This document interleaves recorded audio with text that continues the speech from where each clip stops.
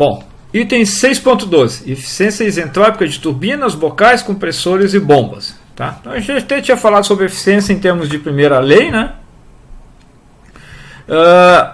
Mas agora a gente vai começar a trabalhar com a eficiência de segunda lei. Qual é a diferença? O que traz diferente a eficiência de segunda lei? Então, a eficiência isentrópica, né, envolve a comparação entre o desempenho real de um equipamento e o desempenho que seria atingido em condições idealizadas. Né? Então, estou escrevendo ele dessa forma, desempenho real sobre desempenho ideal. Então, notem aqui, esse cara aqui embaixo, a gente está acostumado a trabalhar com, quando faz rendimento, né, o ciclo de potência, coisa e tal, com que esse rendimento fosse o máximo de 100%. Tá? Isso é eficiência de primeira lei. Aqui, esse rendimento máximo aqui não é mais 100%. Esse denominador aqui é a condição máxima que um ciclo reversível pode desempenhar. Então, isso aqui me dá uma ideia melhor do que está acontecendo. Eu acho que eu já falei isso, né? A ideia é que, vamos dizer que o meu ciclo tem um rendimento de 50%. A gente diz, 50% eu posso melhorar muito, né? Posso chegar a 100%. Mas não é verdade. O desempenho máximo, né? O rendimento máximo dele talvez seja 51%. Então você já está muito próximo desse desempenho máximo, né? Desse rendimento máximo. Então é isso que a gente vai tratar agora aqui com eficiências isentrópicas, tá bom? A gente vai comparar com o desempenho ideal. Eu vou começar falando de eficiências isentrópicas de turbinas, depois de bombas e compressores e finalmente de bocais. São as três que a gente trata aqui no livro. No nosso curso, são os livros típicos nos livros de termodinâmica para engenharia, são as três eficiências que a gente trata. Então, assumindo, tá? Algumas hipóteses. O processo é adiabático, que é uma hipótese bastante razoável. Regime permanente, a variação desprezível da energia cinética e potencial, uma entrada e uma saída. Tá? Então, a gente já tinha feito essas hipóteses lá no capítulo 4, lá, quando a gente começou a fazer o balanço de energia, né, para um volume de controle. Então, essa equação aqui sobre essas hipóteses aqui não deve ser novidade, eu já apresentei isso para ela. Eu não vou fazer a dedução de novo aqui, porque para não ficar muito longo, até porque essa dedução tem lá em um outro vídeo no passado, lá no capítulo 4, se eu não me engano, deve ter essa dedução para chegar nessa equação aqui para a turbina, justamente com essas hipóteses. E de forma semelhante, se eu pensar em termos de segunda lei da termodinâmica, né, o que eu vou ter aqui? Ó, a geração de entropia aqui, né, taxa de geração de entropia, vai ser igual a S2 menos S1. Tá? Para esse caso aqui, que ela é adiabática, ó, o termo que tem o calor desaparece. E isso tem que ser maior ou igual a zero. Então, isso aqui é uma restrição do meu sistema. Tá certo? Bom, voltando aqui. Ó, então, agora, para definir a eficiência isentrópica, eu vou fazer isso em termos de H e S. Tá? Eu vou usar esse diagrama HS para definir essa eficiência isentrópica. Em vez de usar o TS, eu vou usar o HS. Por quê? Porque é mais fácil de visualizar aqui. Então, o que acontece? Ó? A potência real, né, a mesma equação do slide anterior, né, a potência real da turbina vai ser H1 menos H2. A variação de entalpia entre o ponto 1 e o ponto 2. Notem que está tendo uma diminuição da pressão aqui, ó, P1 é maior do que P2. E a variação da entalpia nesses dois pontos vai me dar a potência produzida na turbina. Dá para ver aqui, ó, eu destaquei aqui em azulzinho, aqui, ó, essa variação de entalpia.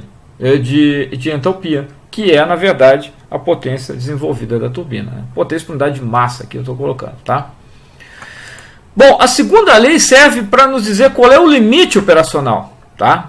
Então, para essa condição idealizada, em que eu tenho algumas simplificações, e que a mais importante nesse caso aqui seria... Mais importante não, mas para a segunda lei, a mais importante seria que o processo é adiabático.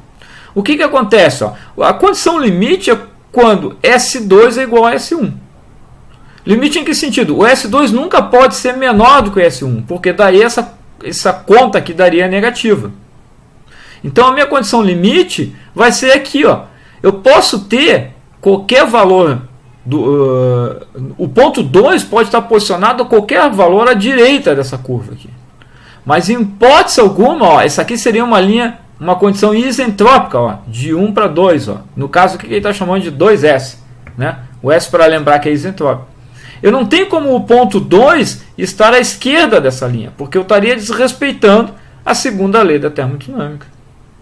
Então o meu limite operacional ou a minha potência ideal seria o processo de 1 para 2S. Tá? Por que é ideal? Ó, dá para ver aqui, ó, é a máxima. Ó, notem que é maior aqui. Ó, o retângulozinho aqui é maior, mais alto. Então essa aqui é a condição máxima. Eu não vou conseguir ter gerar mais potência do que eu geraria no processo isentrópico. Por quê? Porque eu estaria desrespeitando a segunda lei da termodinâmica. Com base nisso, eu consigo então definir, né? Ó, note que na condição limite ocorre quando S1 igual a S2. Isso, S2, no caso é S2S aqui, né? O S é para dizer que é isentrópico. Eu vou definir a eficiência isentrópica como quem? A potência gerada no caso real dividido pela potência gerada, né, ou produzida no caso isentrópico. Então vai ser aqui, ó, H1 menos H2 sobre H1 menos H2S. Tá? Então não é difícil de entender. Tá? Então essa aqui é a máxima potência que eu consigo produzir. Certo? Eficiência isentrópica de bombas e compressores. Bomba e compressor para nós é a mesma coisa, tá? Só que um trabalha com líquido e o outro trabalha com gás. Tá? O compressor comprime gás, a bomba coloca energia num líquido. Basicamente é isso. Tá? Então notem que inverteu aqui. Ó. Agora P1 é menor do que P2. Eu vou assumir as mesmas hipóteses, né? Diabático, permanente, variação de energia cinética e potencial desprezíveis, uma entrada e uma saída. E fazendo o balanço aqui de energia nesse volume de controle aqui, eu vou chegar nisso aqui. Ó. Notem que eu mantive o sinal aqui, ó, negativo, menos trabalho do volume de controle. Quem seria o trabalho do volume de controle? Ou a potência do volume de controle, que entra no volume de controle? É a potência do compressor. Tá? Eu sei que esse númerozinho aqui, eu estou escrevendo aqui C, né? Eu sei que esse númerozinho aqui é negativo. Tá? Ou seja, eu coloquei o sinal para cá. Então aí ficou ó, menos trabalho do volume de controle igual a H2 menos H1. A mesma restrição, né? A segunda lei é a mesma, vai ser aplicada da mesma forma, né? Não vai mudar em nada. Bom, falar um pouquinho sobre eficiência isentrópica de compressores e bombas. Tá? É muito semelhante ao que eu fiz agorinha para turbinas. Tá? Bomba e compressor também para nós, aqui do ponto de vista da análise que a gente está fazendo aqui, né, de volume de controle, é o mesmo equipamento, porque nós temos, em ambos os casos, a P1 é menor que P2, né, e eu tenho uma potência entrando no sistema. O que muda é que o compressor você trabalha com gás, né, você está comprimindo um gás, e a bomba você está colocando energia para um fluido incompressível, no caso um líquido, né. Bom, então a gente vai assumir algumas hipóteses, né? Processo adiabático, regime permanente, variação das energias cinéticas e potencial desprezíveis, uma entrada e uma saída, e aí eu vou chegar na primeira lei da termodinâmica, que eu tenho certeza que eu já fiz isso também, né? Lá no capítulo 4, em que a potência, né, que precisa ser fornecida para esse compressor é igual à variação da entalpia, H2 menos H1. Notem que eu fiz questão de passar o sinal para o lado de cá, para que esse lado aqui fique positivo, né? H2 vai ser maior do que H1, notem que eu estou colocando energia no sistema, né? E esse menos trabalho do volume de controle é, na verdade, o trabalho do compressor. Né? Ele é negativo porque ele está entrando no volume de controle. Não muda nada em termos de segunda lei em relação ao que eu tinha falado para turbinas. Tá? Então a taxa de geração de entropia é igual a S2 menos S1 e esse número tem que ser maior ou igual a zero. Bom, o gráfico também eu vou usar um HS. O que tem diferente aqui é que a P1 é menor do que P2 agora. Inverti aqui, né? O processo vai de 1 para 2, só que o 2 agora está sobre a linha isobárica de maior pressão. Tá? O processo real é esse aqui, né? Ele ocorre mais ou menos nessa forma aqui. Olha como eu coloquei aqui, ó, menos a potência de volume de controle é igual a potência do compressor, tá? Que é igual a H2 menos H1. Então eu estou meio que me livrando do sinal aqui, né? A partir de agora, principalmente no capítulo 8, a gente vai trabalhar com os valores o valor positivo, né? O valor absoluto, né? E dá para ver aqui, ó, que H2 é maior do que H1, tá? Então esse número aqui é positivo. Então essa é a potência real do compressor. A segunda lei nos fornece o limite, né? Como esse 2 tem que ser maior ou igual a S1, não tem como o P2 estar à esquerda aqui dessa linha aqui. Tá? Então o meu limite operacional é que o P2 possa estar até aqui, ó, encontrar a linha de entropia constante. E isso, obviamente, me dá a condição o quê? Me dá a condição ideal, né? A potência ideal, ou seja, aquela mínima potência. Notem que agora a potência ideal ela é menor do que a potência real. Claro, porque a mínima energia, a mínima potência que eu preciso fornecer ao meu sistema para que ele funcione entre essas duas pressões, P1 e P2. Tá? Então, menos a potência do volume de controle é igual a... Desculpa, tem um errinho aqui. Aqui seria C, tá? A potência do compressor é igual a H2S menos H21, menos H1. Certo? Essa variação aqui. E daí eu vou definir, né?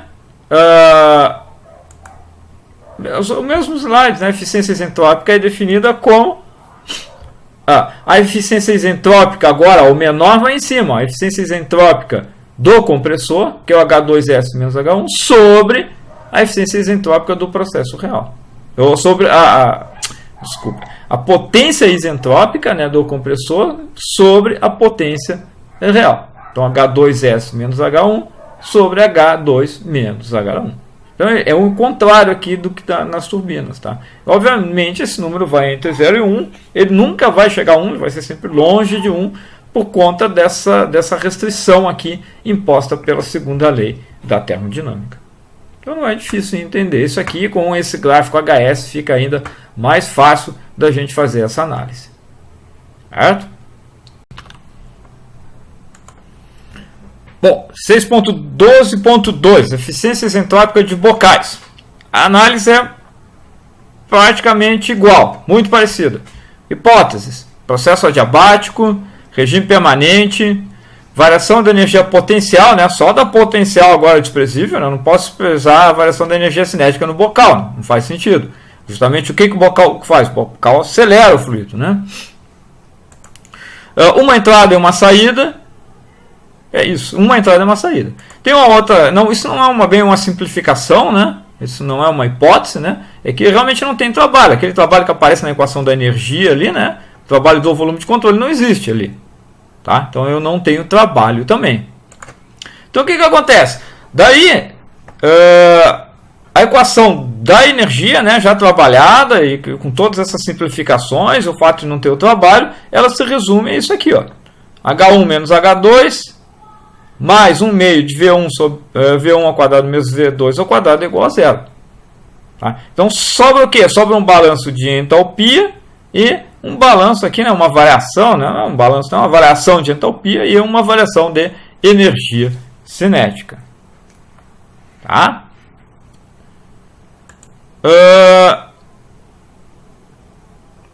Bom, qual é a análise que eu vou fazer? Olha lá, o processo real. Né? De novo, eu estou sujeito à mesma restrição. O processo isentrópico é o limite. Né? Então, o processo real lá, ó, de P1 para P2. No bocal, o P1 é maior que o P2. Vai ter uma aceleração do fluido, vai ter uma diminuição da pressão. Tá? Então, esse aqui é o processo real. Notem que a variação de energia cinética é igual à variação de entalpia. Ó, essa aqui é a parcela de variação de entalpia. Né? H1 menos H2. Aqui, ó, V2 menos V1. No bocal, ó, o V2 é maior que o V1. Tá? Então, os dois lados aqui são positivos. O processo ideal é aquele limitado pela segunda lei. É a mesma ideia, né? A segunda lei é o limitante aqui. Eu não tenho como ir. O ponto 2 não pode estar à esquerda desse ponto 2S aqui. O limite é ser o processo isentrópico. Então, ó, eu escrevi aqui, ó, 1 meio de V2S ao quadrado menos V1 ao quadrado é igual a H1 menos H2S. Notem que ó, essa quantidade aqui, ó, essa variação de entropia é maior. Então essa quantidade aqui é maior. Ó, note que ó, a variação de energia cinética do processo isoentrópico é maior do que a variação da energia cinética no processo real. Daí você já pode ter uma ideia de o que vai acontecer, como é que eu vou definir a eficiência isentrópica, né? Na verdade, a eficiência isentrópica ela não é definida em função da variação da energia, né? Não sei porquê, mas todos os livros definem dessa forma, e é uma definição, tá? Ela é simplesmente definida em função da energia cinética na saída do bocal. Tá? E ó, ela vai ser a energia cinética real na saída do bocal dividido pela energia cinética isentrópica na saída do bocal. Tá? Então é bem simples aqui, faz bem lógico, eu diria assim. Tá? É a mesma análise para os três equipamentos, né? Eu chego em coisas bastante semelhantes.